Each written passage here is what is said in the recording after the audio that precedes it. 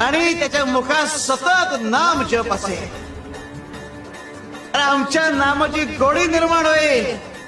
ध्यानी मनी स्वप्नी ही नाम संजीवनी वदनी असे, त्याला निरंतर सुखाची प्राप्ती होईल. तसं मधाचं सेवन करण्यासाठी भ्रमर कमळ फुलात गुंतून पडतो आणि अत्यंत आनंदाने आणि आदराने मधाचा आस्वाद घेतो. आमच्या भक्ताचे मन आमच्या नामाचे ध्यान लागून उच्च पातळीवर स्थिर होते.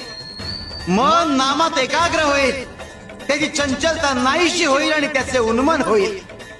अरे नामस्मरण हेच प्रपंच व परमार्थ साधण्याचे साधन आहे. शिवाय शंकर.